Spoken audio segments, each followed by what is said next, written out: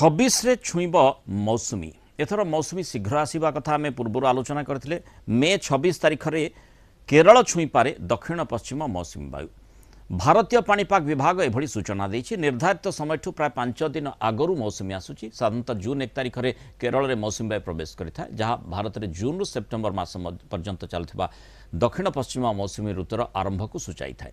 पूर्व मंगलवार आईएमडी पक्षर कहुला जे इ सप्ताह शेष बेलू दक्षिण पश्चिम मौसुमी वायु अंडमान सागर छुईवा पाग अनुकूल रही। साधारणतः मे 20 तारिख में अंडमान निकोबर छुई थाए मौसुमी, तापर धीरे धीरे पश्चिम आड़ को गति कर भारत भूखंड आड़ को अग्रसर होता है। तेणु एथर जेहेतु अंडमान को शीघ्र छुई मौसुमी भारत को मध्य शीघ्र आसब आकलन कर तेज एथर एलनिनो स्थिति जो भारत में मौसुमी ऋतु स्वाभाविक ठारू कम वर्षा हो पारे आकलन कर आलोचना करने संपर्क में आम सहित पाणीपाग विज्ञानी विश्वजीत साहू जोड़ी। विश्वजीत स्वागत करवा आलोचना को। जो भली भाव में मौसुमी शीघ्र आसब 26 बेलू केरल छुईवा कथा कहुच्छी, आगुआ आसवाई जो पाग अनुकूल माने कारक गुड़िक कौन रही?